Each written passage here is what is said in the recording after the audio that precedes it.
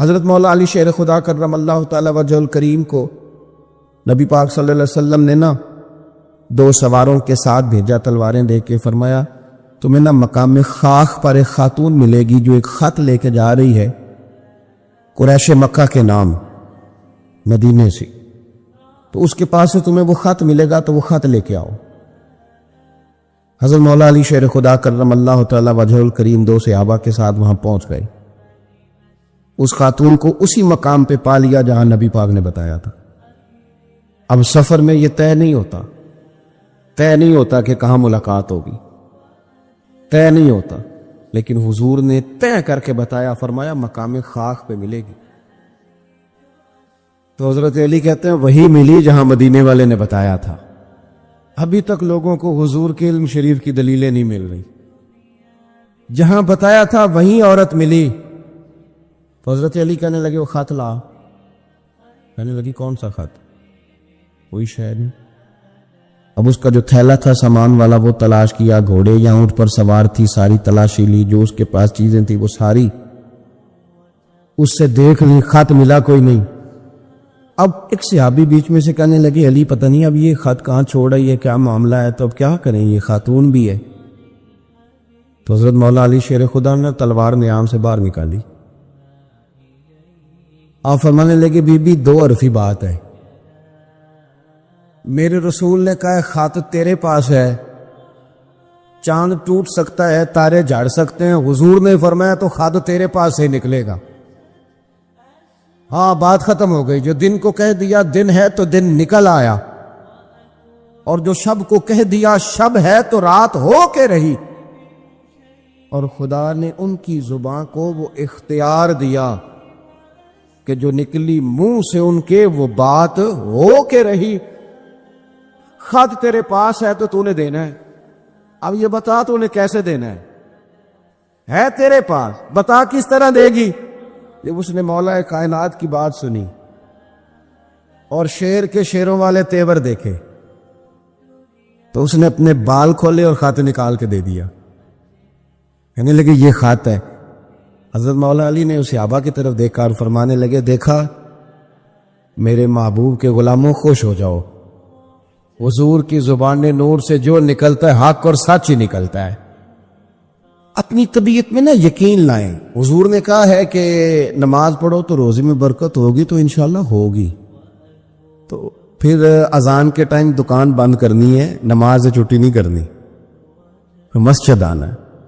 دیکھیں ہمیں زینت دی گئی ہے داڑھی کے ساتھ، تو اگر ہماری زینت داڑھی میں ہے تو پھر زینت داڑھی ہی میں ہے، پھر بغیر داڑھی کے۔ میری بات کی سمجھ آ رہی ہے؟ میں دوستوں سے اکثر گزارش کرتا ہوں کہ بغیر داڑھی کے کوئی بندہ ساج سنور کے نکلے تو لوگ کہتے ہیں پیارا لگ رہا ہے، یہ بھی تعریف ٹھیک ہے، لیکن داڑھی والا آدمی کبھی وضو کر کے نکلے تو تعریف اس کی بھی ہوتی ہے، لیکن پتہ کیا کہتے ہیں کتنا نورانی چہرہ ہے۔ اب بالکل رنگ ہی بدل گیا ہے تعریف کا، وہی تعریف ہی ہے، پہلے بھی تعریف ہوئی تھی تو اب بھی تعریف۔ تو اللہ رسول کی باتوں پر مکمل اعتماد، مکمل یقین۔ اور یہ جو ہمارے طبیعتوں میں اب لوگ مایوسیاں پیدا کرتے ہیں نا، بہت زیادہ مایوسی پیدا کرنے والوں کی لمبی تعداد ہے، بڑی لمبی، ان سے بھی جان چھوٹ جائے گی، آپ مضبوط ہو جائیں گے ذہنی طور پر۔ یاد رکھیں کہ وہ بندہ کمزور نہیں ہوتا جس کا جسم تھک جائے، میں نے کہا وہ تو سویرے ٹھیک ہو جائے گا، سوئے گا تو سویرے اٹھے گا تو ٹھیک ہے۔ جس کا دماغ تھک جائے، جو بالکل یہ لوگوں نے مایوس کر دیا، کچھ بھی نہیں ہو سکتا جی، غریب آدمی کیا کر سکتا ہے جی، آپ ایسے ہی رہیں گے جی، چھوڑیں جی، آپ آگے نہیں جا سکتے۔ کچھ میری طرح کے لوگوں نے بھی پریشانی پیدا کی، انہوں نے کہا جی وہ تو داتا صاحب تھے، آپ نہیں اتنے ناول پڑھ سکتے۔ یہ کہاں لکھا ہوا ہے جی؟ یہ کس نے کہا ہے؟ وہ تو فلانے بزرگ تھے، آپ نہیں، وہ کیوں نہیں کر سکتے بھائی؟ وہ بزرگ بھی وہی قرآن پڑھتے تھے جس کی ہم تلاوت کرتے ہیں، ان کے لیے بھی حضور نے وہی سنت چھوڑی تھی جو ہمارے لیے چھوڑی۔ ایک ملنگوں کا ٹولہ ہے، وہ بھی بڑی پریشانیاں پیدا کرتا ہے، وہ کہنے تینوں کسی نے کچھ کیتا ہے، وہ بھی بندہ گیا سرے سے، کام سے گیا۔ او خدا کے بندے، ہمارے ہاتھ میں رب رسول کا دامن ہے، کوئی کچھ کر بھی دے تو مدینے والے نے فرمایا تو سورت بقرہ پڑھا کر گھر میں، جن کیا شیطان بھی تیرے گھر سے دوڑ جائے گا۔ تو آپ ذہنی طور پر اپنے آپ کو کمزور نہ کریں، طاقتور بنیں اور بڑی بات کریں، بڑی۔ جو لوگ دائرہ محدود کرتے ہیں وہ کمزور ہو جاتے ہیں۔ ہمارے اللہ کے بندے چلے تھے، کہاں سے پہنچے کہاں۔ خواجہ معین الدین صاحب رحمۃ اللہ علیہ جی، بڑی بڑی بلڈنگیں، بڑے بڑے جو ہیں وہ یونیورسٹیاں، آستانے اب بننے لگے ہیں۔ آپ پڑھیے خواجہ صاحب رحمۃ اللہ علیہ کو تو ہندوستان میں خیمہ لگانے کی جگہ نہیں دیتے تھے لوگ۔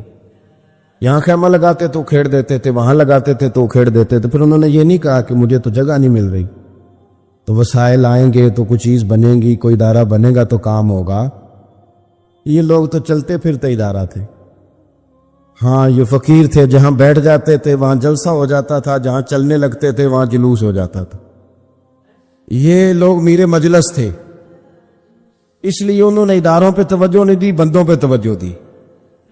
درختوں کے نیچے، یہ حضرت محدث اعظم پاکستان رحمۃ اللہ علیہ کا عرس آ رہا ہے 1-2 دن میں، درخت کے نیچے بیٹھ گئے پڑھانا شروع۔ کسی نے کہا حضرت ادارہ نہیں بنانا، فرمایا وہ مستری بنایا کرتے ہیں، وسائل آئیں گے تو کہہ دیں گے کسی مستری، ہماری ڈیوٹی پڑھانا ہے، درخت کے نیچے بھی پڑھائیں گے۔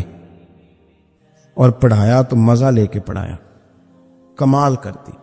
ایک ان کے شاگرد دوبے مفتی مجیب الاسلام اعظمی رحمۃ اللہ علیہ، وہ کہتے ہیں میرا بھی کھانا کہیں سے آتا تھا تو صحیح نہیں آتا تھا، تو استاد جی چونکہ ابھی نئے نئے آئے تھے ہجرت کر کے پاکستان، ان کا کھانا گھر سے پکتا تھا، وسائل زیادہ نہیں تھے کہ وہ مجھے بھی کھلا سکیں، لیکن استاد تھے نا، ایسا نہیں تھا کہ بچے رکھ لیے خانقاہ پہ تو وہ اس لیے رکھے کہ وہ آنے والوں کو پانی پلائیں گے، چائے پلائیں گے۔ 7 سال بیت گئے، بیچارے نے قرآن مجید نہیں حفظ کیا، اس کا استحصال ہوا، اسے پڑھنے نہیں دیا گیا، اور پتہ نہیں کس کس نوعیت کا ظلم ہوا، خیال ہی نہیں کیا کہ یہ کس طرح ماں نے کلیجے سے دور کر کے ہمیں دیا۔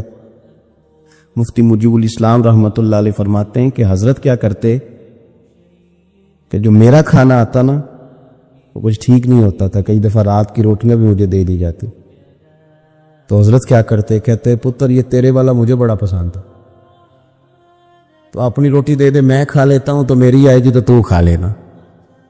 فرماتے میں حضرت جب میرا کھانا کھاتے تو میں رویا کرتا، میں روتا، اور جو اپنا کھانا آتا وہ مجھے دیتے۔ جب اس رنگ میں نا اگر کوئی شعیب آئے میسر، پھر شبانی سے کلیمی 2 قدم ہے، اللہ کرے کو مل جائے نا ایسا جو اس طرح پیار کرے تو بہت سارے لوگ نکھر کے سامنے آ جائیں گے۔ کیونکہ باتیں زیادہ نہیں کرنی، سمیٹنے کی طرف آتا ہوں۔ یقین مضبوط کریں، ایمان مضبوط، اور کچے لوگ جو آپ کا ذہن الجھاتے ہیں ان سے بچیں، جو ذہنوں میں افتراق پیدا کرتے ہیں ان سنگتوں صحبتوں سے بچیں۔ پھر فرمایا وَقَانُوا يَتَّقُونَ، وہ لوگ متقی ہوتے ہیں۔ تقوی کا معنی ہے محتاط زندگی گزارنا۔ توبہ کا مطلب ہوتا ہے اپنے پچھلے تمام گناہوں سے اللہ کے حضور معافی مانگنا۔ میں بھی جانتا ہوں، آپ بھی جانتے ہیں کہ اگر ہم نے کسی شخص کے ساتھ زیادتی کی ہو تو معافی کا کیا طریقہ ہے۔ ایسا تو نہیں ہوتا کہ آپ اس کے سامنے بیٹھیں اور بیٹھ کے آپ کہیں معاف کر دے، معاف کر دے، معاف کر دے، معاف کر دے۔ آپ کو یہ بھی پتا ہوتا ہے کہ یہ بندہ کس طرح کا ہے، یہ بھی پتا ہوتا ہے میری زیادتی کس طرح کی ہے، یہ بھی پتا ہوتا ہے کہ راضی کیسے ہوگا۔ ہم وہ سارے لوازمات جمع کرتے ہیں، اور اگر ہمیں یہ پتا ہونا کہ میرے اکیلے سے جانے سے یہ معاف نہیں کرے گا تو اس شخص کو ساتھ لے جاتے ہیں جس کی وہ بات مانتا ہے، اور پھر ہم اس طرح سے منت کرنے کی کوشش کرتے ہیں کہ جیسے وہ شخص مان ہی جائے۔ صرف سمجھانے کے لیے مثال دے رہا ہوں، توبہ رٹا لگانے کا نام تو نہیں نا، توبہ تو اللہ کو منانے کا نام ہے۔ ایک شخص اپنے گناہ چھوڑنے کا ارادہ ہی نہیں کر رہا، اور وہ اپنی غلطی کو غلطی تسلیم ہی نہیں کر رہا، اور اپنی غلطیوں سے وہ پیچھے ہٹنے کو 2 قدم بھی تیار نہیں، تو توبہ کوئی رٹا لگانے کا نام تو نہیں۔ آپ توبہ طوطے کو رٹا دیں تو طوطا توبہ توبہ پکارتا رہے تو اس کو وہ چیز تو نہیں حاصل ہونے لگی۔ توبہ ایک بڑی خاص بات صوفیاء نے لکھی ہے، اگر آپ سمجھیں تو بڑا نفع دے گی۔ وہ کہتے ہیں جس طرح گھر چھوٹا بنانا ہو یا بڑا بنانا ہو، زمین تو درکار ہوتی ہے کہ نہیں؟ زمین ہوگی تو گھر بنے گا، چاہے وہ چھوٹی سی کٹیا بنے یا بہت بڑا محل بنے، زمین کا ہونا ضروری ہے۔ اسی طرح آپ نے نیک اعمال تھوڑے کرنے ہیں یا زیادہ کرنے ہیں، توبہ کا ہونا ضروری ہے۔ توبہ وہ زمین ہے جس کے اوپر آپ نیک اعمال تعمیر کریں گے. اگر توبہ نہیں ہے تو پھر کوئی بھی نیک عمل آپ کے پاس ہو ہی نہیں سکتا. آپ پچھلے گناہوں سے رجوع کریں اللہ کی طرف.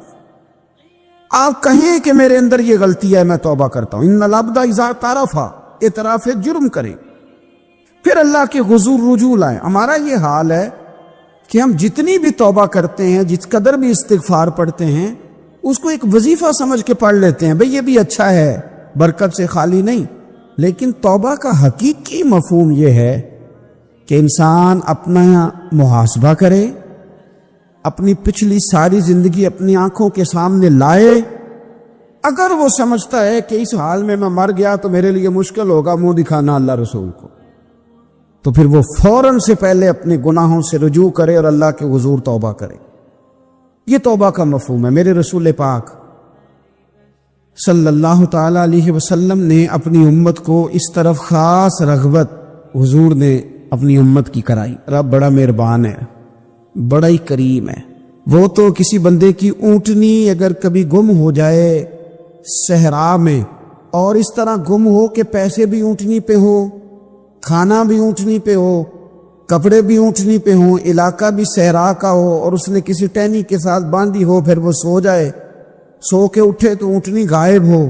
اب وہ اتنا پریشان ہو کہ آگے پیچھے دائیں بائیں دیکھا تو پتہ چلا کہ اونٹنی تو غائب ہو گئی. نہ کھانا ہے, نہ پیسے ہیں, نہ کپڑے, نہ سواری ہے, علاقہ صحرا کا ہے, پیدل جا بھی نہیں سکتا. تو فرمایا جس طرح وہ بیٹھ کر موت کا انتظار کرنے لگتا ہے, اور وہ منتظر تھا کہ اب موت ہی آئے گی, اب کوئی اور سہارا نہیں. فرمایا اچانک اگر اونٹنی سامنے آ جائے تو اسے کتنی خوشی ہوگی. یا رسول اللہ اسے تو بڑی خوشی ہوگی. فرمایا جب رب کا بندہ توبہ کرتا ہے تو اللہ کو اس سے بھی بڑھ کر خوشی ہوتی کہ بندہ توبہ کر گیا, اپنے گھر واپس آ گیا ہے, اس نے بات مان لی. ہمارا اصل مسئلہ احساس کا ہے, توبہ کا نہیں. جب تک اپنی غلطیوں کا بندہ محاسبہ نہیں کرتا, جب تک احساس پیدا نہیں کرتا, وہ محسوس نہیں کرتا کہ میں غلط ہوں, مجھے ٹھیک ہونا چاہیے, تب تک توبہ کا ہے. آپ دیکھیں نا صحابہ کرام کا مزاج کیا, چھوٹی چھوٹی چیزیں ہیں لیکن وہ دوڑ کے آتے ہیں, کہتے ہیں یا رسول اللہ غلطی ہو گئی, اور اپنے آپ کو پیش کرتے ہیں. ایک خاتون نے آ کے پیش نہیں کیا کہ یا رسول اللہ میرے پیٹ میں ناجائز بچہ ہے, مجھے پاک کر دیں. کوئی پکڑ کے نہیں لایا, کسی نے آ کے اسے گرفتار نہیں کیا, مقدمہ نہیں کرایا, پرچہ نہیں درج کرایا, 14 دن کے ریمانڈ کے بعد نہیں مانی, خود آئی اور آ کے کہا حضور میرے سے غلطی ہو گئی, یا مجھے معاف کر دیں. تو رسول پاک صلی اللہ تعالی علیہ وسلم نے بچے کی ولادت کے بعد اسے دوبارہ بلایا, کہا بعد میں آنا. وہ آئی, اسے سنسار کیا گیا. تو جب کسی شخص نے کہا نا کہ یہ تو بڑی نفس کے ہاتھوں گرفتار عورت تھی اور کتنا بڑا جرم کیا, تو پھر حضور نے پتہ کیا فرمایا؟ فرمایا چپ کر جاؤ, تم نے گناہ دیکھا ہے, تم نے اس کا احساس نہیں دیکھا. جب تک احساس گناہ اور احساس زیاں پیدا نہیں ہوتا, اس کی وجہ یہ ہے, امام غزالی رحمۃ اللہ علیہ فرماتے ہیں جو مومن ہوتا ہے نا, مومن, وہ دھاگے کے برابر گناہ کرے تو وہ محسوس کرتا ہے کہ پہاڑ کے برابر گناہ ہے میرے اوپر. اور جو منافق ہوتا ہے نا, وہ پہاڑ کے برابر گناہ کر کے کہتا ہے یہ تو دھاگے کے برابر ہے, محسوس ہی نہیں کرتا کہ میں نے اتنے جرم کیے. وہ تسلیم کرنے کو تیار نہیں ہوتا. جب تک تسلیم نہیں کرتا تب تک توبہ کا کوئی معنی سمجھ میں نہیں آتا. اور توبہ کریں تو پھر توبہ نہ, اور بھائی جس نے ماننا ہوتا ہے وہ تو اشارے سے بھی مان جاتا ہے, اور جنہوں نے نہیں ماننا نا, میں کئی دفعہ کہتا ہوں یہ میرا جو دور ہے یہ سیانے لوگوں کا دور ہے. سمجھدار زیادہ ہیں, اور سمجھدار بھی اس طرح کے سمجھدار نہیں جس طرح کا معاملہ فہم سمجھدار ہوتا ہے. سمجھدار چالاک قسم کے, اپنے حق میں سمجھدار اور اپنے ذہن کے مطابق فیصلہ کرنے والے لوگ. پھر ہم بہت ساری جگہوں پہ ٹامک ٹونیاں کھاتے ہیں. جس نے ماننا ہے اس نے اشارے سے بھی مان جانا ہے, اور جس نے نہیں ماننا اس نے کہنا مجھے 24 سال ہو گئے فلانی جگہ جمعہ پڑھتے اور میں ماننے کو تیار نہیں ہوا. نہیں نہ ماننا تو مجھے 20 سال ہو گئے فلانی جگہ جاتے آتے, بس نہیں ماننا تو پھر مزاج نہیں ہوتا. جس نے ماننا ہے, حضرت فضیل بن عیاض رحمۃ اللہ علیہ ڈاکو تھے, اور نرے ڈاکو نہیں تھے, ڈاکوؤں کے سردار تھے. تو ارشاد فرماتے ہیں کہ میرا طریقہ یہ تھا کہ میں ایک پورے قافلے کی صورت میں حملہ کرتا تھا تو لوگ ڈرا کرتے تھے اگر کہ فضیل بن عیاض کے ڈاکوؤں نے حملہ کیا تو پھر نہیں بچتے. ایک دن گزر رہا تھا تو ایک قاری صاحب آیت پڑھ رہے تھے, لا تقنطوا من رحمت اللہ، اللہ کی رحمت سے کبھی نا امید نہ ہونا۔ ان اللہ یغفر الذنوب جميعا، بے شک وہ سارے گناہ معاف کر دے گا۔ آپ فرماتے میرے دل میں بات اثر کر گئی، ماننا ہے نا۔ اس نے نہیں ماننا، اس نے 6666 آیتوں کا ترجمہ پڑھ کے بھی توجہ نہیں کرنی۔ آپ ارادہ کریں نا، آپ اپنی دل کی زمین کو زرخیز بنائیں۔ فرماتے ہیں میں فوراً وہ آیت سنی تو میں رویا، اور میں وہ حافظ صاحب کے پاس چلا گیا، ان سے اجازت لی، ان کے کمرے میں داخل ہوا۔ میں نے کہا آپ نے بھی آیت پڑھی ہے کہ اللہ سارے گناہ معاف کر دے گا؟ تو جس بندے نے کئی سال ڈاکے ڈالے ہوں، بیٹیاں روتی رہتی ہوں پر وہ مال لے کے آ گیا ہو، مائیں واسطے دیتی رہتی ہوں پر وہ لوٹ کے نکل آیا ہو، اب جی اگر وہ بندہ بھی سچے دل سے توبہ کرے تو اللہ معاف کر دیتا ہے۔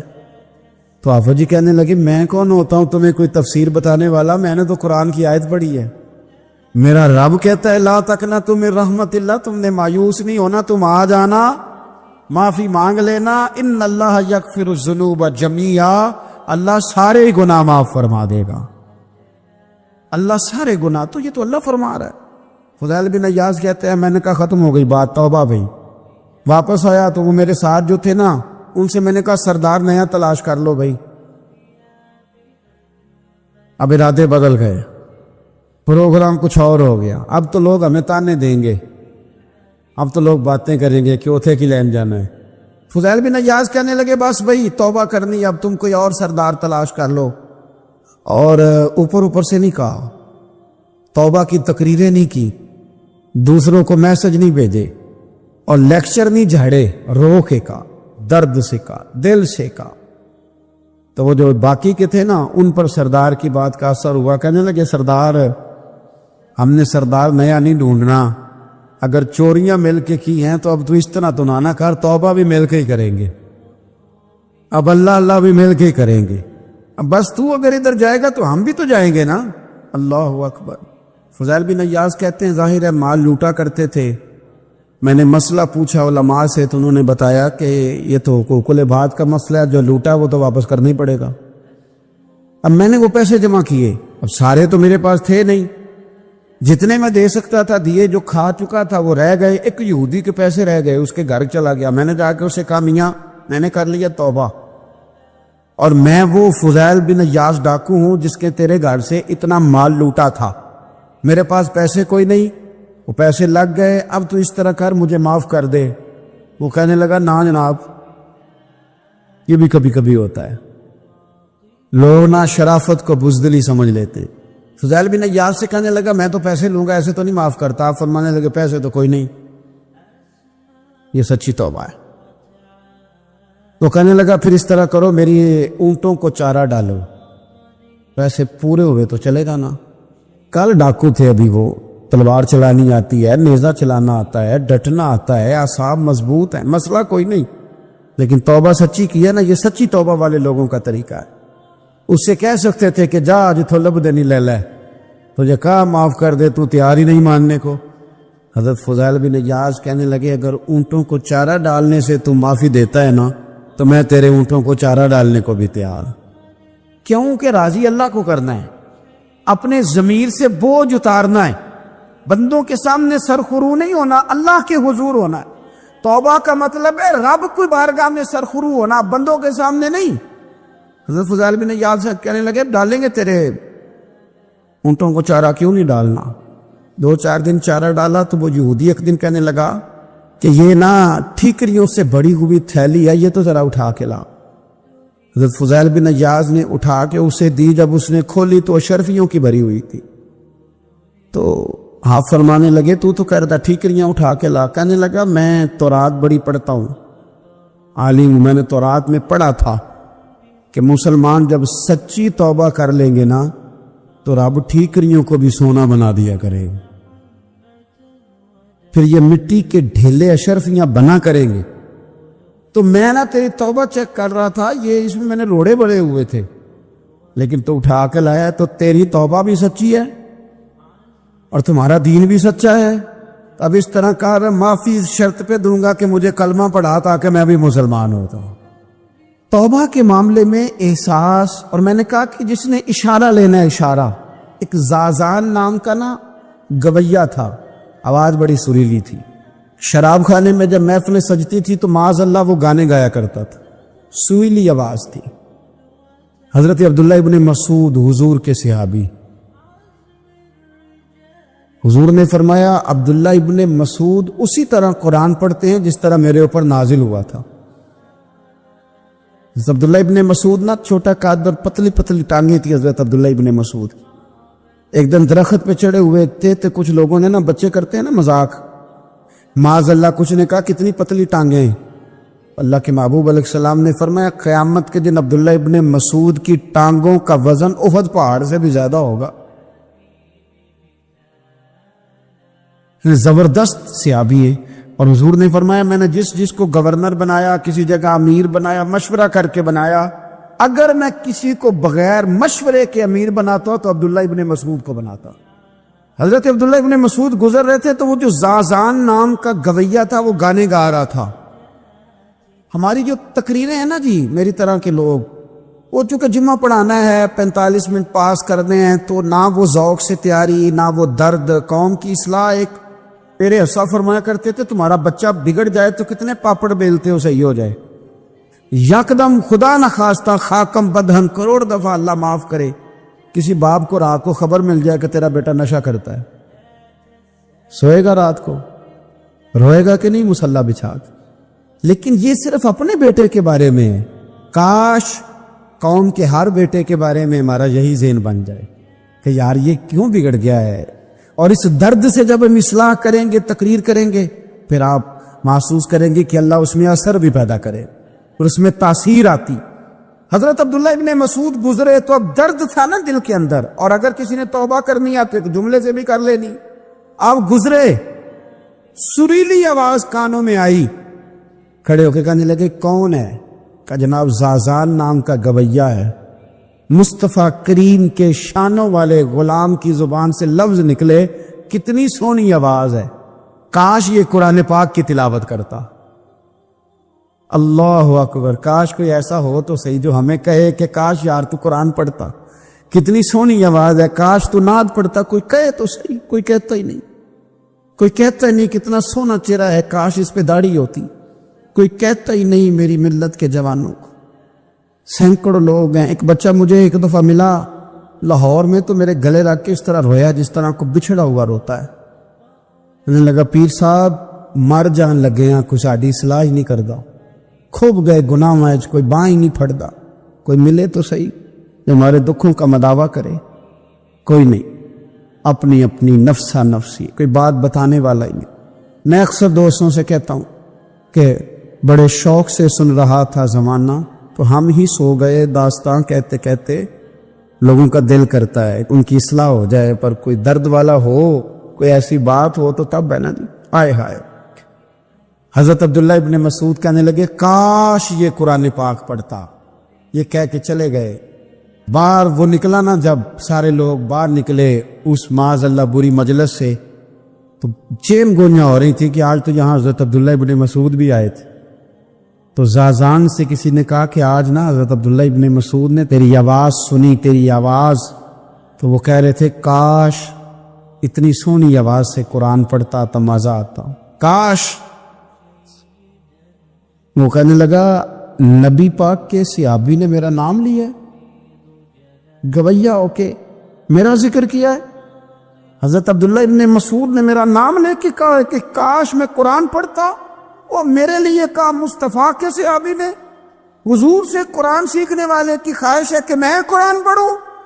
دوڑے گئے، کدھر ملیں گے عبداللہ ابن مسعود؟ فلاں جگہ غسل کیا، وضو کیا، پیروں میں لگ گئے جا کے، کہنے لگے سونیا جس کے قرآن پڑھنے کی تعریف مدینے والے کریں وہ میرے بارے میں کہے کہ مجھے قرآن پڑھنا چاہیے تھا، آج سے میں نے ٹھوکر ماری سارے گانوں کو، سکھاؤ مجھے قرآن، میں قرآن ہی پڑھا کروں، میں قرآن پڑھوں گا، میں پڑھ پڑھ کے سناؤں گا، لوگ میری زبان سے اللہ کے کلام کی تلاوت سنا کریں گے۔ کوئی بیٹھا ہوا مجھے دور دعا دیتا ہے، میں ڈوبتا ہوں سمندر اچھال دیتا ہے، کوئی تو ہو نا جو کہے، کوئی تو ہو۔ فرمانے لگے بس ہو گئی حضور، آپ دیکھیں گے میں قرآن ہی پڑھوں گا، میری زبان سے اب اللہ کی کتاب کی تلاوت ہی ہو گئی، طے ہو گئی بات۔ تو کسی نے نصیحت لینی ہے توبہ کے لیے تو ایک جملہ بھی کافی ہے، ایک جملہ بھی۔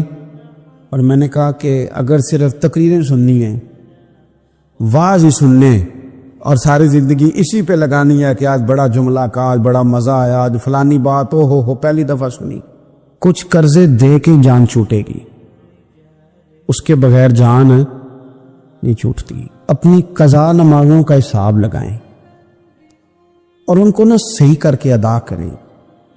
ایک مسئلے میں بڑی دیر سے دوستوں کو اشارے کنایاتن باتیں کہہ رہا ہوں، پھر کہتا ہوں، میں نے شب برات کو تفصیل سے یہ بات کی تھی، پھر کرتا ہوں، اپنے معاملات کو صاف کریں۔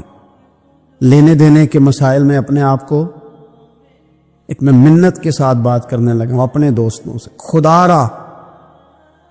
خدا را کبھی بھی بڑے سے بڑا کام کرنا یا چھوٹے سے چھوٹا کرنا، اس میں سود کا کوئی نقطہ نہ آنے دینا۔ آپ کا دل سخت کر دے گا، آپ کے آنسو لے جائے گا، کچھ نہیں بچے گا۔ جس طرح پیشاب کا ایک قطرہ کئی من دودھ کو تباہ کر دیتا ہے، یہ سود آپ کے اصل مال۔ خدا را، یہ میری منت ہے، میری گزارش ہے۔ میں ان دوستوں کو جانتا ہوں، مجھے لگتا تھا کہ یہ ولایت کا رستہ طے کریں گے، لیکن چلے کچھ جگہ مجبوریاں ہوتی ہیں، کچھ معاملات ہوتے ہیں، لیکن کوئی ایک آدھ نقطہ ایسا آتا ہے بیچ میں، وہ لے جاتا ہے ساری چیزیں۔ نبی پاک علیہ الصلوۃ والسلام نے فرمایا، بندہ بڑا سفر کر کے آتا ہے، بکھرے بال، بری حالت، رو کے دعائیں مانگتا ہے، یا اللہ یا اللہ یا اللہ کہتا ہے، پر اللہ اس کی دعا قبول نہیں کرتا۔ سونیا آپ کہہ رہے ہیں رحمت للعالمین ہو کے کہ رب قبول نہیں کرتا؟ تو حضور نے فرمایا اس نے پہنا بھی حرام پیسوں کا، کھایا بھی حرام پیسوں کا، پیا بھی حرام پیسوں کا، جتنی مرضی مانگے پھر مالک اس کی دعاؤں کو مستجاب۔ ہمارا ایک تو ہے اپنا عمل، ایک ہے توبہ، ایک بات کی اعمال ہم نے۔ ایک آخری بات یہ آپ سے کرنی ہے کہ ہمارے ذمے جس طرح ہمارے بچوں کی ڈیوٹی ہے نا، بیوی کا نان نفقہ خامد کے ذمے ہوتا ہے، ماں باپ بوڑھے ہوں تو ان کی ڈیوٹی اولاد کے ذمے، اسی طرح قیامت تک نبی کوئی نہیں آئے گا، دین کی جو ڈیوٹی ہے وہ نبی پاک کی امت نے ادا کر دی۔ اور اللہ کیا فرماتے ہیں قرآن مجید کی سورہ محمد صلی اللہ تعالی علیہ وسلم، اللہ فرماتے ہیں، یا ایھا الذین آمنوا ان تنصروا اللہ ینصرکم، اے ایمان والو اگر تم اللہ کے دین کی مدد کرو گے تو اللہ تمہاری مدد کرے گا، وَيُثَبِّتْ أَقْدَامَكُمْ، اور اللہ تمہارے قدموں کو جما دے گا، یعنی تمہیں مضبوط کر دے گا، تم مضبوط سے مضبوط ہوتے جاؤ گے۔ شرط کیا ہے؟ ان تنصر اللہ، اگر تم اللہ کے دین کی مدد کرو۔ اپنے مزاجوں میں نا اللہ کی دین کی مدد کا ذوق پیدا کریں۔ وَالَّذِي أَرْسَلَ رَسُولَهُ بِالْهُدَىٰ وَدِينِ الْحَقِّ لِيُظْهِرَهُ عَلَى الدِّينِ كُلِّهِ، میں پوری دنیا کے مسلمان حکمرانوں کو یہ بتانا چاہتا ہوں کہ یہ جو میرے نبی پاک کا دین ہے نا، یہ دبنے نہیں آیا، یہ غالب ہونے کے لیے آیا ہے۔ اور اسلام کی فطرت میں قدرت نے لچک دی ہے، اتنا ہی یہ ابھرے گا جتنا کہ دبا دو گے۔ کیا سمجھتے ہیں اسرائیل کے گنڈے کہ وہ مسجد اقصیٰ میں نمازیوں کو تنگ کر کے تو وہ کہیں گے کہ ہمیں پوچھنے والا کوئی نہیں؟ اسلام کی فطرت میں قدرت نے لچک دی ہے، اتنا ہی یہ ابھرے گا جتنا کہ دبا دو گے۔ بانجھ نہ سمجھا جائے اس امت کو، بس یہ جو مسلمان حکمران ہیں یہ اتنی بات سمجھ لیں کہ تم جب ان یہودیوں سے، کافروں سے معاہدے کرتے ہو تو تمہیں تو کچھ خیال نہیں آتا، تم تو صرف دنیا داری دیکھ کے چلتے ہو۔ کاش بال بچہ دیکھتے ہوئے، مال دیکھتے ہوئے، ملک اور زمین دیکھتے ہوئے تم ایک دفعہ اللہ کا دین بھی دیکھو۔ یہ تمہاری ذمہ داری ہے، یہ نبی پاک نے ڈیوٹی لگائی ہے۔ اپنا اپنا کردار ہمیشہ دین کے لیے پیش کریں، اپنا اپنا کردار۔ وہ ضروری نہیں کہ چندے کی صورت نہیں ہو، آپ کسی بے نمازی کو نماز کا مشورہ دیں، آپ نے دین کی خدمت کی۔ آپ نے ماں باپ کے نافرمان کو فرما برداری کا مشورہ دیا تو آپ نے دین کی خدمت کی۔ اگر آپ نے کسی بندے کو کہا یار تیرا قرآن پاک ٹھیک نہیں، چل قاری صاحب کے پاس، تیرا تلفظ ٹھیک ہونا چاہیے، کو آدھا گھنٹہ نکال کے سیکھ لے، یہ لفظ کہنے سے ہی آپ نے دین کی خدمت کی۔ میرے نبی پاک صلی اللہ تعالی علیہ وسلم نے فرمایا ایک جملہ بول کے جو دین کی دعوت دے گا، ایک ایک جملے پہ اللہ 1000 سال کی عبادت کا ثواب دے گا۔ سنیں، بڑی پیاری حدیث، بڑی خوبصورت حدیث، کنز المال میں دیگر کتب احادیث میں ہے۔ حضرت ابو ہریرہ رضی اللہ تعالیٰ عنہ فرماتے ایک بابا جی نبی پاک کی بارگاہ میں آئے، اور جب وہ واپس جانے لگے تو میں نے عمر پوچھی تو عمر تھی 96 سال۔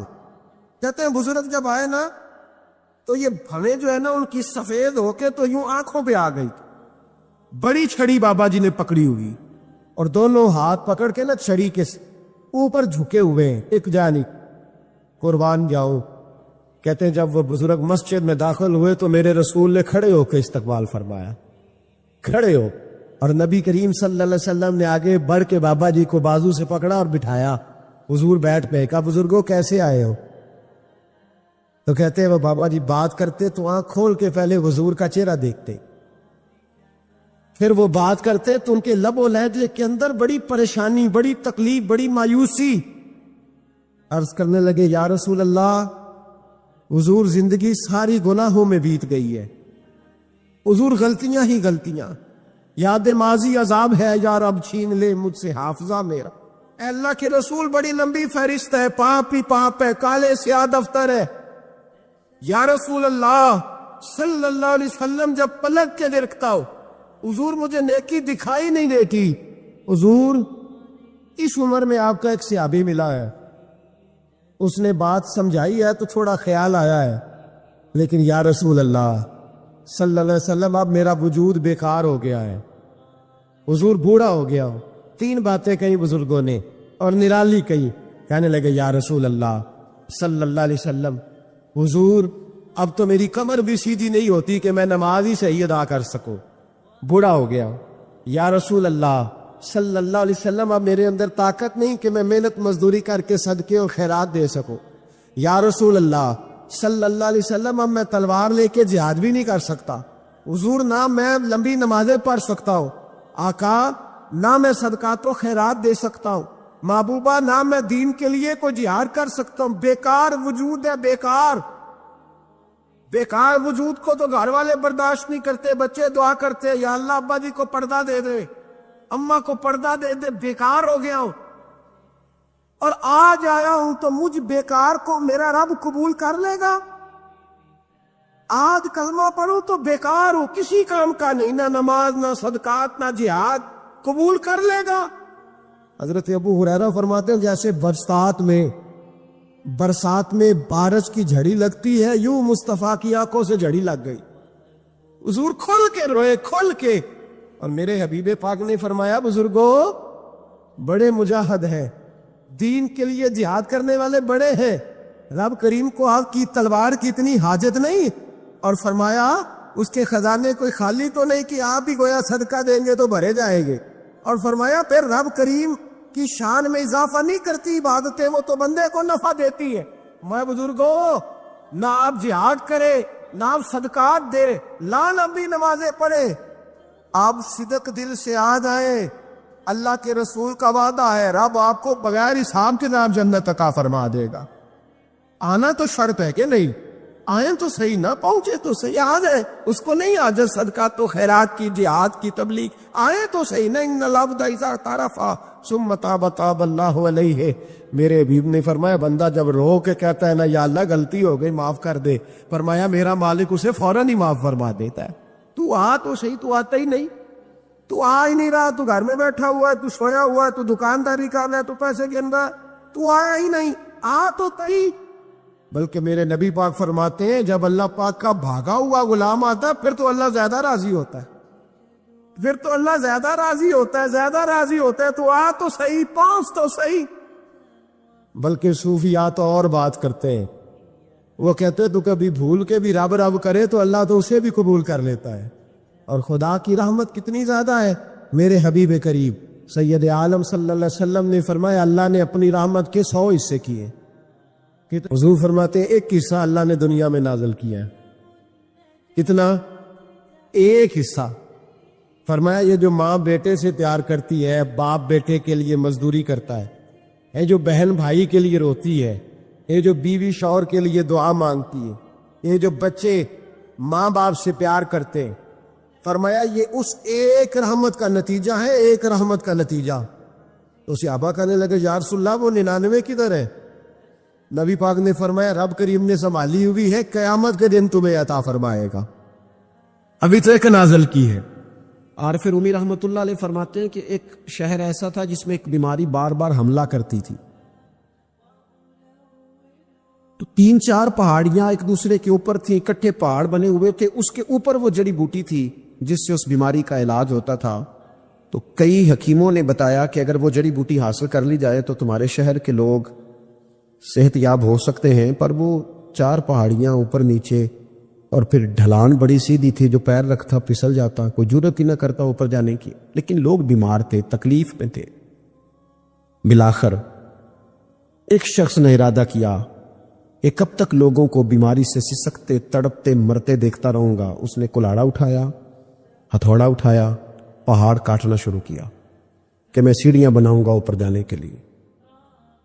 فرماتے ہیں کہ وہ پہاڑ کاٹ رہا تھا تو جو قریب آتے تھے نا، وہ اسے کہتے تھے پاگل ہو گیا تو اکیلا بندہ کیسے پہاڑ کاٹے گا، بیوقوف ہے، چھوڑ دے۔ اس نے کہا یار تم ساتھ نہیں چل سکتے تو حوصلہ شکنی تو نہ کرو، مجھے کچھ کرنے تو دو۔ سالوں لگ گئے، ایک پہاڑ کاٹ کے سیڑھیاں بنائی اس نے، یہ دوسرا پہاڑ شروع کیا، پھر سالوں لگ گئے اور 2 پہاڑ کاٹے تھے، بڑھاپا آ گیا، بیمار ہو گیا، موت کا وقت آ گیا۔ اب چونکہ سیڑھیاں بن گئی تھی تو 2 پہاڑ کٹ گئے تھے، وہاں تک لوگ آنے جانے لگے تھے۔ این اس وقت جب وہ دنیا سے جا رہا تھا، پھر بھی کچھ لوگ حوصلہ شکنی کر رہے تھے، اسے کہہ رہے تھے خدا کے بندے کیا نتیجہ نکلا؟ کچھ لوگوں کی ڈیوٹی ہوتی ہے اپوزیشن کا کردار ادا کرنا، اور ہر موقع پر حوصلہ شکنی کرتے ہیں۔ اب اس پر آخری وقت آ گیا ہے، باوجود اس کے کچھ لوگوں نے جا کے کہا کیا نتیجہ نکلا جی؟ تیرے اوپر موت کا وقت آ گیا ہے، تو اوپر تک تو جا نہیں سکا، فائدہ کیا ہوا؟ وہ کہنے لگا بیوقوفو تمہیں پتہ ہی نہیں میں کامیاب ہو کے جا رہا ہوں۔ انہوں نے کہا کس طرح؟ کہنے لگا میں نے آدھا سفر آسان کر دیا ہے، اب جو میرے بعد آئے گا نا اسے صفر سے نہیں شروع کرنا پڑے گا، میں نے آدھا سفر اس کے لیے آسان کر دیا۔ وہ تیسرے پہاڑ سے شروع کرے گا اور 2 کاٹے گا تو جڑی بوٹی تک پہنچ جائے گا، لوگوں کو شفا ہونے لگے گی اللہ کے فضل سے۔ ہم پتہ کیا کرتے ہیں، بالخصوص میرے وطن کا رواج یہ ہے کہ لوگ آدھا سفر بھی آسان کرنے کو تیار نہیں، وہ کہتے ہیں نہیں سارا ہی فلانا کرے گا۔ جتنے انبیاء دنیا میں آئے نا میرے دوستوں، وہ سارے کامیاب گئے، لیکن کسی کے ساتھ 4 امتی، کسی کے ساتھ 10، کسی کے ساتھ 100، کسی کے ساتھ 200، لیکن نبی کامیاب گئے۔ کیوں؟ کہ اللہ تعالیٰ نے جو ان کے ذمہ ڈیوٹی لگائی تھی، وہ ڈیوٹی انہوں نے پوری ذمہ داری سے سر انجام دی۔ اس ڈیوٹی میں انہوں نے کبھی کوئی کمی دکھائی تو اپنی زندگی میں جد و جہد کریں، کام کریں، بیٹھ کر صرف بات نہ کریں، تنقید نہ کریں، بیٹھ کر صرف منصوبہ بندی نہ کریں۔ اور میرے ملک میں بالخصوص یہ کام ہوتا ہے، تبصرے کرو، چینل کھولو، تنقید کرو، اندر کی خبر لے کے آؤ، کوئی کہانی سناؤ، کوئی نئی سٹوری بناؤ، لیکن کام نہ کرو۔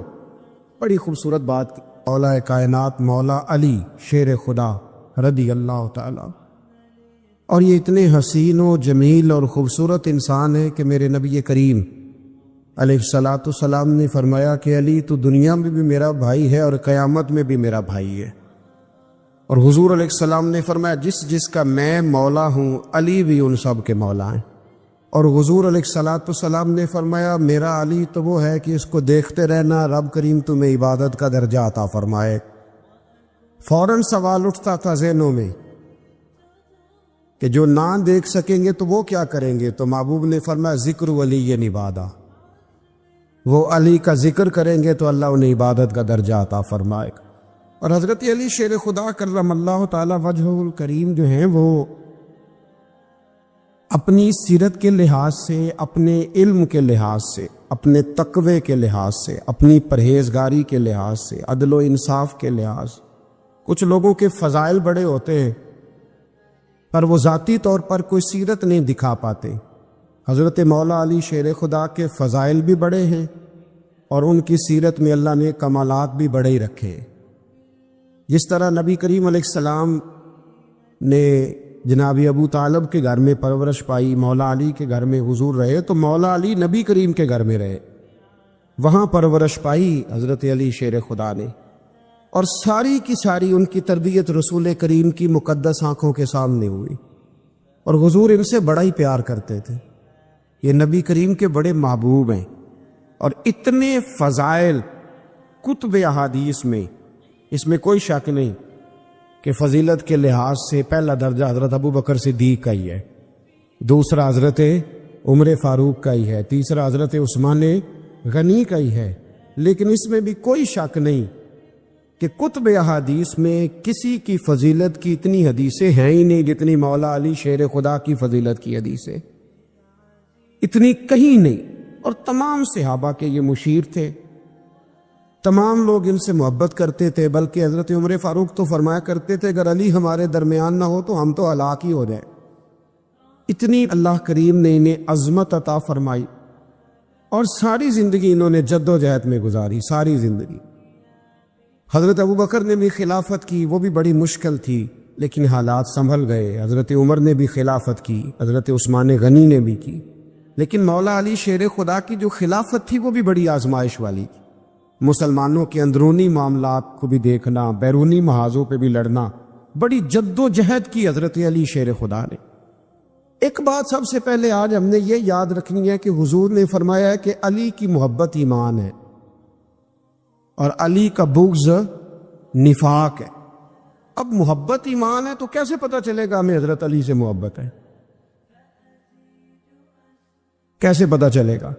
محبت کا اظہار کریں گے تو پتہ چلے گا محبت ہے، ہمارا لب و لہجہ بتائے گا کہ ہمیں حضرت علی سے محبت ہے، ہم کبھی ان کے تذکرے پہ خوش ہوں گے تو پتہ چلے گا کہ ہمیں مولا علی سے محبت ہے، ہم کبھی ان کا ذکر کی محفل سے جائیں گے تو پتہ چلے گا ہمیں حضرت علی سے محبت ہے، کبھی ان کا کوئی قول، کبھی ان کا کوئی ارشاد، کبھی ان کی کوئی بات ہمارے سامنے آئے، پھر ہمیں پتہ چلے گا کہ ہمیں مولا علی شیر خدا سے محبت ہے۔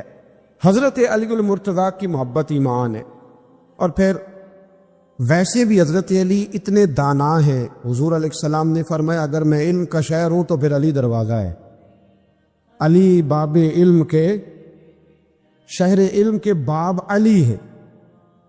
امام صفوری کہتے ہیں ایک دن نا حضرت جبریل امین انسانی شکل میں مولا علی کے سامنے آ کے کھڑے ہو گئے۔ کون؟ حضرت جبرائیل علیہ السلام۔ حضرت جبریل امین کھڑے ہوئے انسانی شکل میں، تو کہنے لگے علی یہ بتائیے کہ جبریل اس وقت کہاں ہے؟ انسانی شکل میں مولا علی سے پوچھتے۔ تو کچھ جو آج کل ہمارے شاگرد حضرات پڑھ جاتے ہیں نا تو وہ ذرا جلدی کرتے ہیں جواب دینے میں۔ بڑوں کو جب جواب بھی دینا، بزرگوں کو، تو جواب میں بھی آداب کا خیال ہونا چاہیے۔ اگر آپ کو سوال آتا بھی ہو تو پھر بھی اس میں آداب کا خیال آپ رکھیں گے۔ آپ فٹافٹ نہیں کہہ دیں گے کہ جناب یہ اس کا جواب ہے، یہ معنی ہے، فوراً نہیں آپ کہہ دیں گے، آپ اس میں بھی آداب کا خیال کریں گے۔ حضرت جبریل امین نے جب کہا نا کہ بتائیے جبریل کہاں ہے، تو حضرت علی فوراً بھی کہہ سکتے تھے آپ ہی تو ہے جبریل، یہ فٹافٹ کہہ سکتے تھے، اسی وقت ساری بات ختم ہو جاتی۔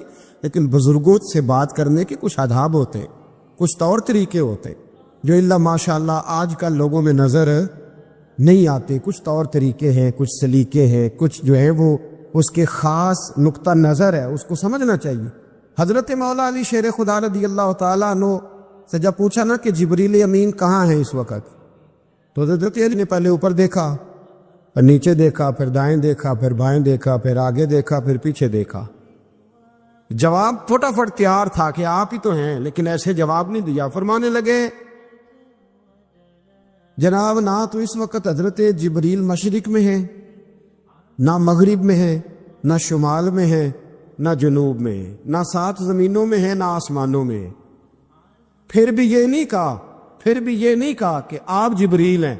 فرمانے لگے بھئی زمینوں آسمانوں مشارق مغارب میں تو کوئی نہیں، تو یا آپ جبریل ہے یا میں جبریل ہوں، دونوں میں سے ایک ہے۔ تو حضرت جبریل امین مسکرائے، فرمانے لگے نہیں آپ تو علی ہیں، جبریل تو میں ہی ہوں، آپ علی۔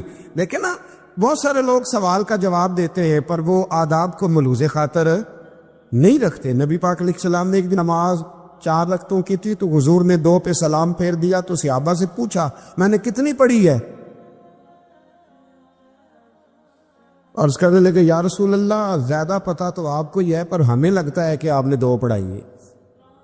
یہاں ایسے کرتا ہے کوئی؟ سوال ہی نہیں پیدا ہوتا۔ یعنی 1 منٹ سے پہلے امام غزالی ایک درویش کے مرید ہو گئے تھے تو بہت بڑے عالم تھے۔ آپ کو پتہ ہے عالم آدمی کا مرید ہونا، اللہ خیر کرے، کسی کرامت سے کم نہیں ہوتا، بڑا مشکل ہوتا ہے۔ وہ کسی کی غلامی کرے، وہ بڑا مشکل ہوتا ہے، مطلب کٹھن ماحول ہوتا ہے۔ تو امام غزالی بیعت ہو گئے تو مرشد نے پہلا وظیفہ یہ بتایا کہ کسی پر اپنے علم کا اظہار نہ کرنا۔ ہاں، اپنے علم کا اظہار، آپ اس کو آسان وظیفہ سمجھتے ہیں؟ یعنی علم ہو بھی تو بندہ اظہار نہ کرے، بد عزمی ہو جاتی ہے، تو بد عزمی ہو جاتی ہے، نیند نہیں آتی۔ 2-4 لفظ جو بندہ پڑھ کے آتا ہے نا، اس کو تو نیند نہیں آتی کہ میں پڑھا لکھا ہوں تو میں بتاؤں نا۔ تو حضرت علی شیر خدا کرم اللہ تعالیٰ وجہ الکریم کے وہ آداب سے مجھے یہ بات یاد آئی کہ امام غزالی کے شیخ نے کہا علم کا اظہار نہ کرنا یہ پہلا وظیفہ ہے۔ شیخ شہاب الدین سہروردی کہتے ہیں مجھے میرے ماموں حضور غوث پاک کے پاس لے گئے تھے، تو جاتے ہوئے میرے رستے میں خیال آ رہا تھا میں الحمدللہ خود پڑھا لکھا ہوں، کہ جب انہوں نے جا کے پیش کیا نا غوث پاک کی بارگاہ میں کچھ دے، تو حضور غوث اعظم فرمانے لگے بھرے ہوئے پیالے میں کیا ڈالوں، پہلے ہی فول ہے، کوئی گنجائش ہی نہیں۔ تو فرماتے ہیں پھر میں اگلی دفعہ گیا تو غرور علم کو توڑ کے گیا، تو پھر میں غوث اعظم کی بارگاہ میں بیٹھا تو اللہ تبارک و تعالیٰ نے پھر مجھے جھولی بھر کے خیرات عطا فرمائی۔ یاد رکھ۔ تو کہتے ہیں انہوں نے کہا کہ اظہار نہیں کرنا علم کا، تو بس ایک دن بیٹھے بیٹھے نا ایک بندہ مسئلہ پوچھنے آیا، انہوں نے بزرگوں سے مسئلہ پوچھا، میرے مرشد سے، امام غزالی کہتے ہیں میرے پیر سے مسئلہ پوچھا، تو وہ کہنے لگے بھئی مجھے نہیں اس سوال کا جواب آتا۔ حضرت صاحب نے کہہ دیا مجھے نہیں آتا۔ کہتے میں قریب تھا، میں نے اس بندے کو بلایا، میں نے کہا مجھے آتا ہے جواب، میں بتاؤں؟ تو کہتے شیخ فرمانے لگے غزالی تیرا کیا خیال ہے مجھے نہیں تھا جواب آتا؟ یہ تو تجھے آزمانے کے لیے کہا، تیری ابھی میں نہیں نہ گئی تو کوئی نہیں میاں، پھر ابھی تو رستے میں ہی رہے گا۔ فٹافٹ لوگ کہتے ہم ایسی لاکھوں کتابیں قابل ضبطی سمجھتے جن کو پڑھ کے بیٹے باپ کو خبتی سمجھتے۔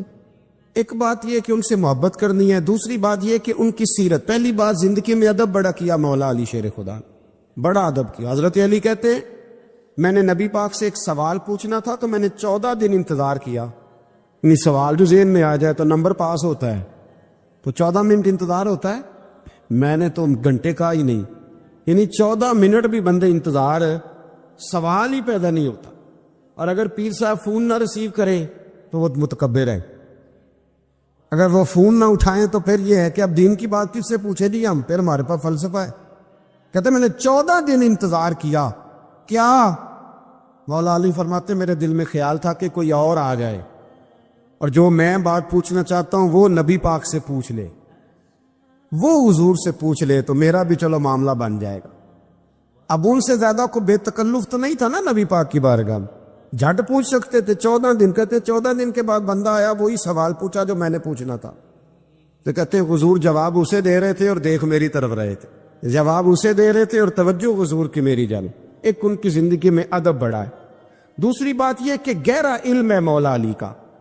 ہمارے ہاں لوگوں کے پاس علم ہوتا ہے، اللہ ماشاء اللہ بڑے بڑے اچھے علماء ہیں، لیکن بعض جگہ پہ علم بڑا سطحی سا ہے، سطحی سا، یعنی ساری زندگی جس بندے نے علم پڑھا ہے وہ گہرائی تک نہیں اترا، یعنی اس پر عمل نہیں کر سکا۔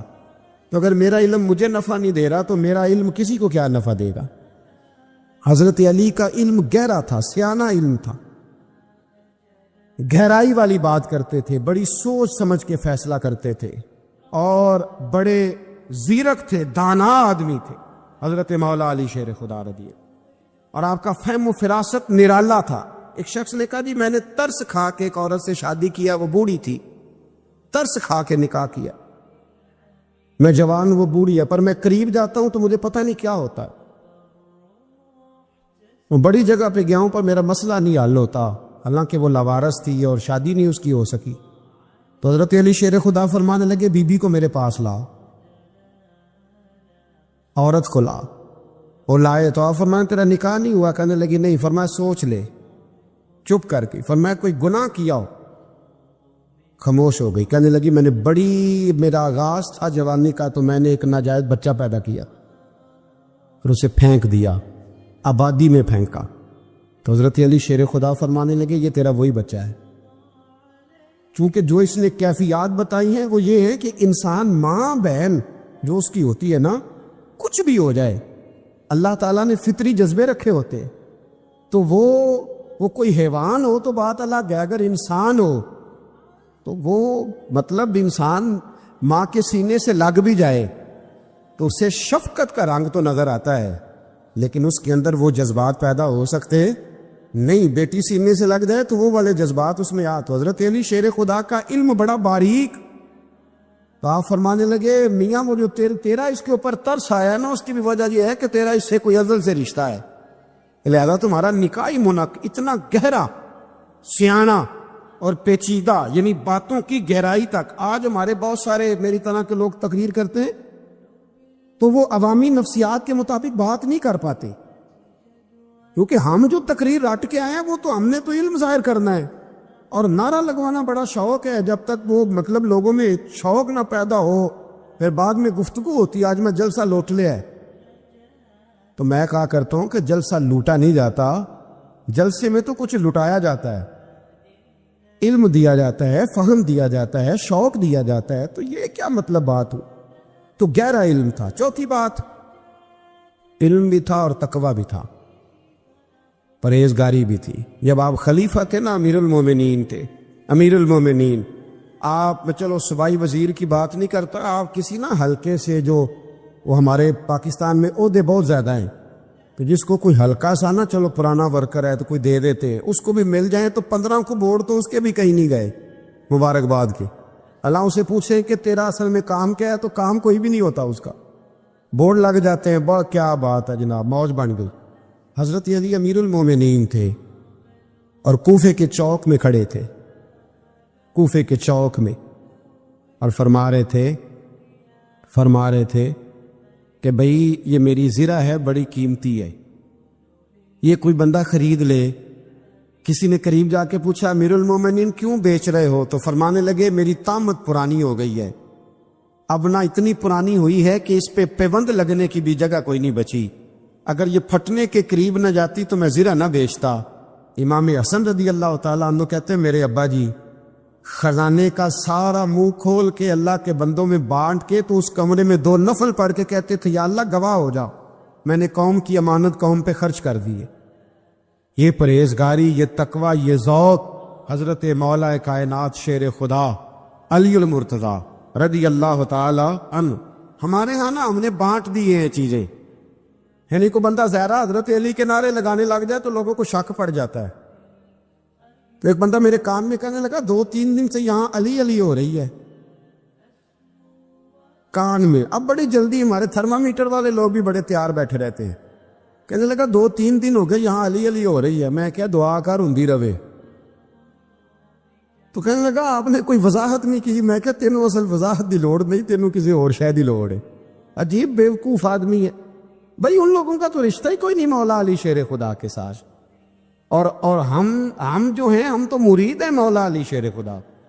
اعلیٰ حضرت فرماتے ہیں کہ حضور سے پہلے بھی جس کو ولایت ملی ہے وہ مولا علی کے صدقے ملی ہے, اور قیامت تک جسے اللہ ولایت دے گا وہ مولا علی شیر خدا کے قدموں کی خیرات کی برکت سے دے. یہ ایک سلسلہ علیہ نقشبندیہ ہے جو حضرت ابو بکر صدیق سے انسلاک کرتے, باقی تو تمام سلاسل کو سارا فیض ہی مولا علی شیر خدا سے.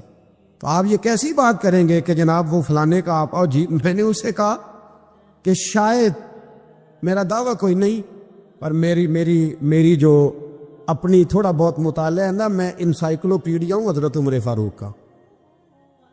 مجھے جنون ہے حضرت عمر فاروق سے محبت, جنون ہے. اور میں نے ایک دفعہ اسکیچ صرف ابھی بنایا ہے, تو شاید میں 2 جلدوں میں کتاب لکھ دوں حضرت عمر فاروق. یعنی شاید ان کے حالات پر کوئی ایسی کتاب جو دنیا میں چھپی ہو اور میں نے دیکھی نہ ہو, شاید وہ جس ذریعے سے بھی. اور آپ میری گفتگو سن لیں, شاید ہر دوسری بات میں حضرت عمر کی کرتا ہوں, لیکن ایک بات پکی ہے کہ مرید میں مولا علی شیر خدا کا. یہ بات میاں پکی ہے, اس میں شک کوئی نہیں نا, اس لیے کہ حضور کے بعد فیض مولا علی سے, پھر امام حسین سے, پھر امام زین. یہ ہمارے بزرگوں نے ہمیں شجرہ یہ دیا ہے. تو آپ وہ جو بات جہاں ہے وہ وہاں ہے. حضرت ابوبکر صدیق کے بارے میں جو شک کرے پکا بے ایمان ہے. پر اس میں تو بات پکی ہے نا کہ حضور نے فرمایا علی تجھے دیکھنا بھی عبادت اور تیرا ذکر کرنا بھی عبادت. تو خدا کے بندو علی علی نہ کریں, ہم تو مر جائیں. کوئی جگہ ہی نہیں ہے سوائے حضرت علی شیر خدا کے ذکر کرنے کے. تو یہ کچی کمزور باتیں نہ کرو. یہ کوئی عجیب بات ہے کہ جی وہ اگر علی علی زیادہ کیا تو کوئی فلانے طبقے سے تو نہیں. تو یہ ایسی کمزور بات آپ کیوں کرتے ہیں میاں؟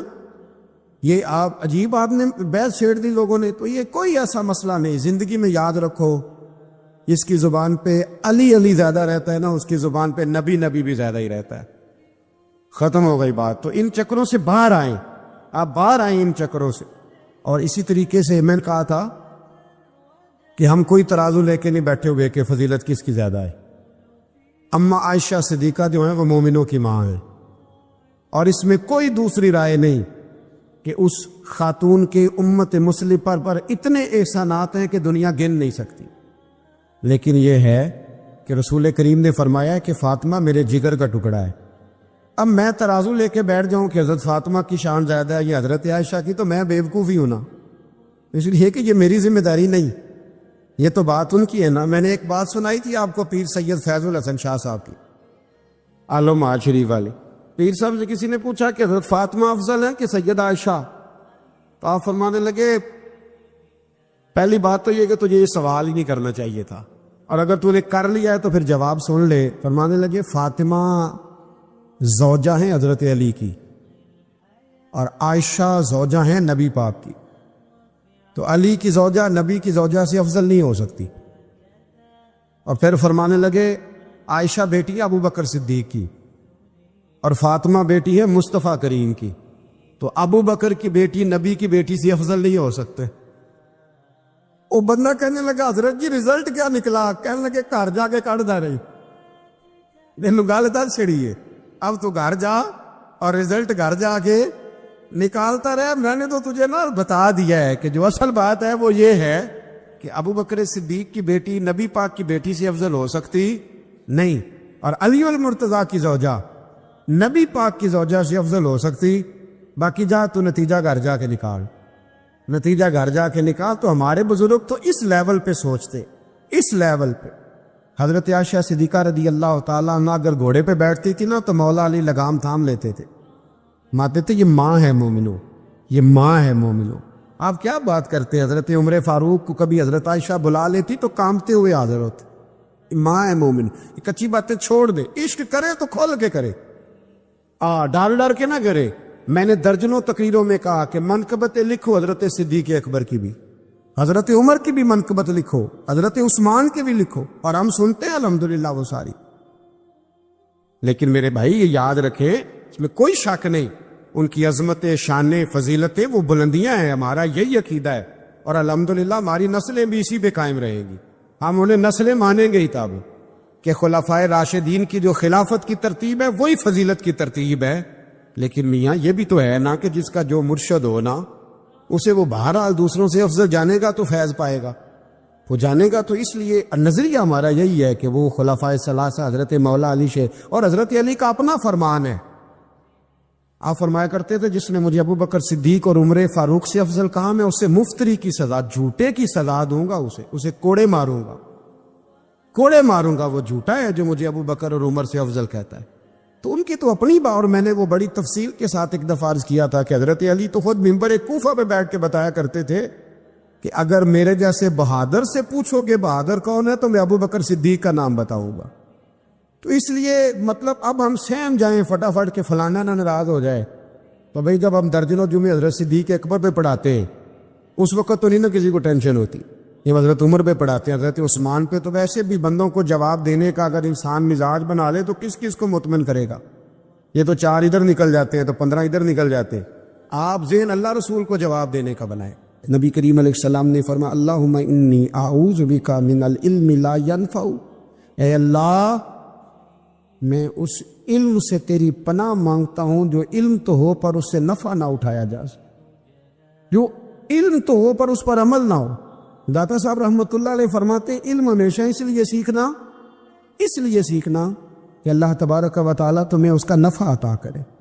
اور پھر آگے بڑھتے ہیں تو آپ فرماتے ہیں جب علم سیکھ لو تو پھر نہ اللہ رسول سے عشق کرنا، فرماتے ہیں پھر نمازیں پڑھنا آسان ہو جائے گا، روزے رکھنا آسان ہو جائے گا، قرآن مجید پڑھنا آسان، محبت کرنا۔ اور آپ نے مثال دی، جہاں بھی کوئی بات سمجھاتے ہیں ایک مثال دیتے ہیں، مثال دی، فرمانے لگے حضرت عبداللہ ابن مبارک رحمۃ اللہ تعالیٰ علیہ فرماتے ہیں میں شروع میں ایک عورت پہ عاشق ہو گیا تھا، سمجھانے کے لیے بات کرتے، عاشق ہو گیا تھا ایک عورت پہ، تو میں نے عشاء کی نماز اس کے محلے میں جا کے پڑھی، چونکہ میرا مذہبی گھرانے سے تعلق تھا، نماز میں پڑھتا تھا، تو امام صاحب جو تھے نا، یہ داتا صاحب نے لکھا ہے کشف الماجو، امام صاحب نے نا آیات ذرا لمبی پڑھی، تو میرے دل میں خیال آیا کہ مولانا آپ تو فارغ ہیں، تو ہمیں تو اور بھی کام ہے، تو کہتے ہیں نماز سے فارغ ہو کے میں اس کے گھر کے چکر لگاتا تھا، ساری رات گھومتا رہتا تھا، وہ چند لمحوں کے لیے چھت پہ آتی تھی، دو ایک بات کرتی تھی، چلی جاتی تھی،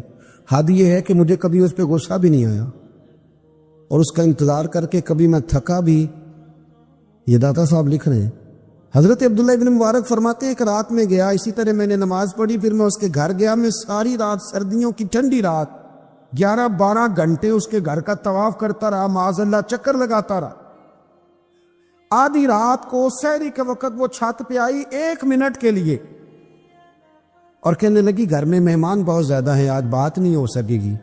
حضرت عبداللہ ابن مبارک فرماتے ہیں کہ میں جب واپس لوٹا تو نہ مجھے اس پہ غصہ تھا، نہ مجھے تھکاوٹ تھی، بلکہ میرے دل کے اندر اس کے لیے محبت بڑھ رہی تھی۔ میں کہہ رہا تھا کتنی اچھی ہے بیچاری، اتنے رش میں بھی اور اتنی مجبوری میں بھی 1 منٹ کے لیے چھت پہ آئی ہے، پھر بھی مجھے اس سے پیار بڑھ رہا تھا۔ کہتے ہیں جب میں تھوڑا آگے بڑھا تو فجر کی اذان ہو رہی تھی، یکدم میرے اندر سے آواز اٹھی، میں نے کہا عبداللہ اگر تو ایک عورت کے لیے ساری رات کھڑا رہتا ہے، نہ تھکاوٹ ہوتی ہے، نہ غصہ آتا ہے، بلکہ پیار بڑھتا ہے، اگر عورت کے لیے بندہ کھڑا رہ سکتا ہے تو رب رسول کے لیے بھی کھڑا رہ سکتا ہے۔ پھر تراویح پڑھنا کوئی اتنا مشکل کام نہیں ہے، پھر تہجد کے لیے اٹھنا کوئی مشکل کام نہیں ہے، شرط یہ ہے کہ پیار ہو جائے۔ ایک عورت کے لیے اگر یہ سارا کچھ ہو سکتا ہے تو اللہ رسول کے لیے بھی ہو سکتا ہے۔ فرماتے ہیں میں نے توبہ کر لی، اور پھر میرا حال یہ ہے کہ وہ توبہ کی اور پھر 60 سال گزر گئے، ساری رات مصلی پہ کھڑا رہتا ہوں، مجھے کبھی تھکاوٹ نہیں ہوئی، پھر کبھی تھکاوٹ نہیں ہوئی۔ تو داتا صاحب کہتے ہیں پہلے علم سیکھ، پھر اس کے بعد اللہ رسول سے پیار کر، اور پیار والی نماز پڑھ، مشقت والی نہ پڑھ، یعنی بوجھ والی نہ پڑھ کہ اب میری جان چھوٹ جائے تو میں بھاگ کے جاؤں، تم ادھر بیٹھو تو میں دوڑ کے نماز پڑھ کے آیا، یہ والی نماز نہ پڑھ۔ پھر تو آیا تو پھر ذوق پیدا کر، پھر تیرے اندر شوق ہو، پھر تو توانائی والا جذبہ رکھے دین کے معاملے میں۔ پھر داتا صاحب ایک تیسری بات ارشاد فرماتے ہیں، ایک تیسری بات داتا صاحب کرتے ہیں، داتا صاحب کہتے ہیں کہ یہ یاد رکھ کہ جو تجھے اعزاز ملے گا نا زندگی میں، اعزاز تجھے جو زندگی میں ملے گا، اور کوئی کرامت اگر تجھے ملے گی تو وہ صرف نبی پاک علیہ السلام کی سنت اور شریعت کی وجہ سے ملے گی۔ تو جتنے مرضی چلے کاٹ لے، وظیفے کر لے، کالا جادو، نیلا جادو، پیلا جادو، جو مرضی تو سیکھ لے، اگر تجھے کوئی اللہ شان دے گا تو صرف اس لیے دے گا کہ تو نبی پاک کے دین پہ عمل کرتا ہے۔ کس نے لکھا ہے؟ اللہ کرے آپ کو میں یاد کرا سکوں، اللہ کرے ایسا ہو جائے اور میری جماعت سمجھنے لگ جائے کہ داتا صاحب کہتے ہیں سنت شریعت پہ عمل کرنا چاہیے، اور میں کوئی ایسی چھپی چھپائی بات بھی نہیں کر رہا، اس کو چلا دے، کوئی ایسی چھپی چھپائی بات بھی نہیں کر رہا، کشف المعجوب دنیا کی ہر زبان میں اردو میں ملتی ہے، آپ لے کے دیکھ سکتے ہیں۔ داتا صاحب فرماتے اعزاز جو تمہیں ملے گا نا، اگر شان چاہتے ہو، وہ ہمارے نا بہت سارے ایسے لوگ ہیں جو کہتے ہیں کوئی ایسی چیز ہاتھ لگے، اعلیٰ دین کا چراغ ایسے گھسایا جائے اور فوری طور پہ پیر صاحب نے کہہ دیا تو ریل پیل ہو گئی پیسوں کی، تو میں کہتا ہوں یہ تو دین کا مزاج ہی نہیں، یہ تو دین کی طبیعت ہے ہی نہیں، یہ تو ذوق ہی نہیں دین کا، یہ طبیعت ہی نہیں، مزاج ہی نہیں۔ میرے عزیز داتا علی اجمیری رحمۃ اللہ علیہ فرماتے ہیں تو سنت پہ عمل کر، شریعت پہ عمل کر۔ اللہ کا قرآن کہتا ہے قل ان کنتم تحبون اللہ فاتبعونی یحببکم اللہ، فرمایا اللہ کا قرآن کہتا ہے کہ جب تو نبی کریم کی غلامی کرے گا نا تو اللہ خود تمہیں اپنا محبوب بنا لے گا، اللہ خود تمہیں اپنا محبوب بنا لے گا، تو اور کیا چاہیے۔ داتا صاحب نے ایک بزرگ کی بات لکھی ہے جو تابعی ہے، تابعی اس کو کہتے ہیں جو صحابہ کے شاگرد ہوتے ہیں۔ ایک بزرگ کی بات لکھی جو تابعی ہیں، وہ فرماتے ہیں کہ ان بزرگوں کا طریقہ یہ تھا کہ وہ لوگوں سے چھپ کے پہاڑ کے پیچھے عبادت کرتے تھے، اور پوزیشن ان کی یہ تھی کہ کسی سے ملتے نہیں تھے، بالخصوص فجر کی نماز سے لے کر عصر کی نماز تک بکریاں رکھی ہوئی تھیں، ان کو چراتے رہتے تھے فرات کے کنارے اور نفل پڑھتے رہتے۔